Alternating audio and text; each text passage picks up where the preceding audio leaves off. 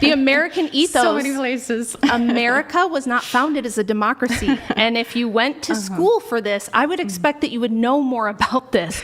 It was not a universal suffrage democracy. It was a very extremely limited suffrage representative republic. That's not what we have now. So I am, if you want to call me the traditionalist, it's a representative republic. It's a constitutional republic because the Constitution guarantees that individual rights aren't trampled upon, right? And that we still have certain things that we do vote on, policy differences, but the Constitution gives everybody certain inalienable rights. Even constitutional republics end up trampling individual rights because centralized nations are anti-individualist by their very nature. Power concentrates, and once power concentrates, the individual becomes secondary to the interests of the state. The same thing happens in centralized markets. They suppress competition, breed complacency, and become weak precisely because they're insulated. So even the best form of government, like a constitutional republic, is still doomed to fail. A constitution is just a piece of paper. The rights written into it don't enforce themselves. They're only respected for as long as the people in power choose to respect them. Constitutions can be amended, reinterpreted, ignored, hollowed out, stripped of substance. That's happened before, and it's going to happen again. That's why appealing to a constitution as though it somehow guarantees liberty misses the point. It guarantees nothing on its own. Freedom under state is never really secure. It's always conditional. The real foundation isn't principle, it's power.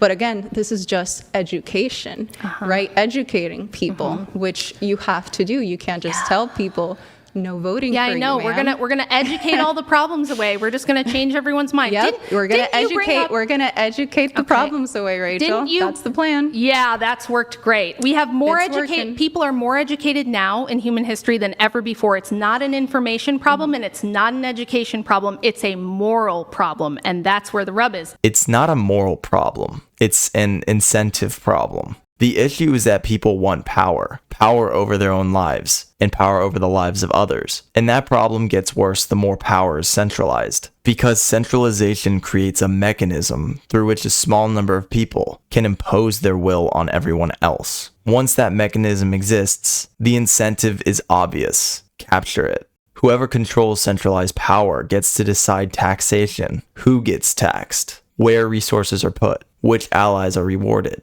and even the direction of culture. The bigger the state, the bigger the prize, and the uglier the fight to possess it. The founding of the United States was arguably one of the greatest attempts to design a government that protects the people, but even that ultimately fails, because the system still incentivizes the worst in human nature: propaganda, lies, redistribution of wealth to allies and donors, and the suppression of opposition. The structure isn't balanced. It's winner take all. When political power is centralized, every election becomes a battle over who gets to use that power against whom. Naturally, that produces tribalism, because collectivizing blocks is the only way to win an election-driven system. That's why conservatives and liberals treat each other as enemies. It's because with education... I'm trying to do the same thing in a different way. And what I'm trying to tell you is that the fastest way to get to the dystopian nightmare that is the United Kingdom is to do what you're saying we should do.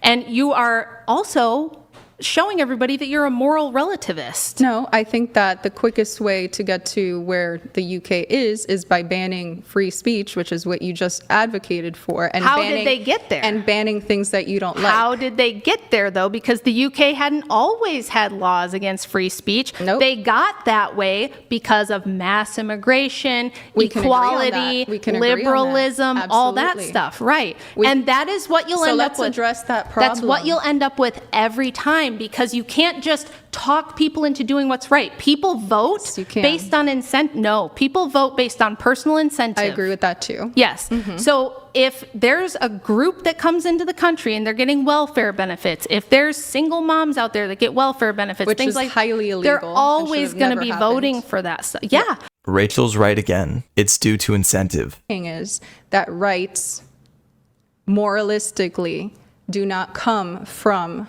force, right? That's just an assertion. What are you basing that on? From the fact that people have inherent human rights. According to who?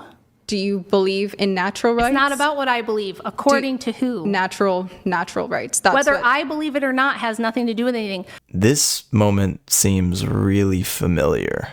Is this inherent? You say, listen, it's inherent because it's inherent. It's inherent because it's inherent. That's not what I said. Great. What makes it inherent? What makes your morals inherent?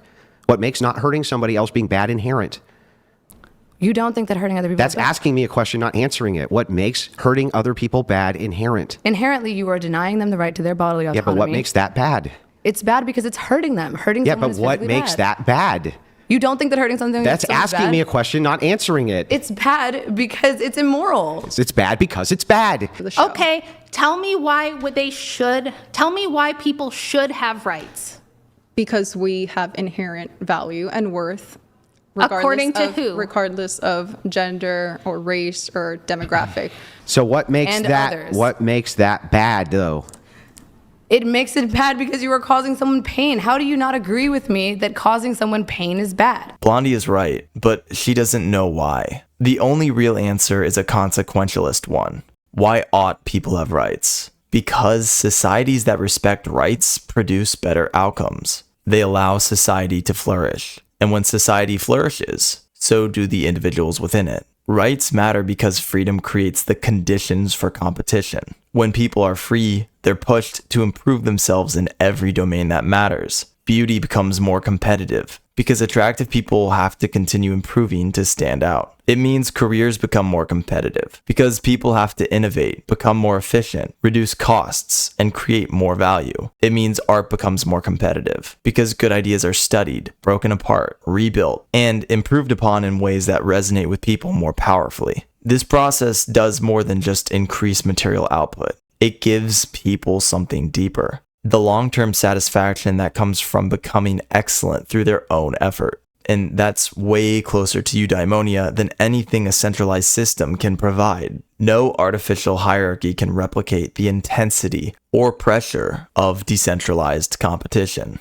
Why should women be able to vote? Because women and men have equal inherent value. And That's so therefore again the they is out have- gap. This is why people are like we're in gonna the go comments again, begging round and me round to in force circles. you to answer the is out gap because you're like they should because they should because they should. That's And what you're saying. that's never gonna Women change, should be able to Rachel. vote because women should be able to vote because women are Yep. because. Yep. What is bad? This thing over here that's bad. What makes it bad? The fact that it's bad. Why is it bad? Because it's bad? Do you want to respond to You that? love logic. You should know the three Adriana? laws of logic, right? I've already I've already answered that question multiple times. I'm You- trying to get off this podcast.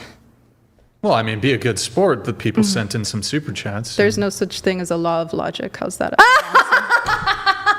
Are you serious? The law of logic. That's a good one.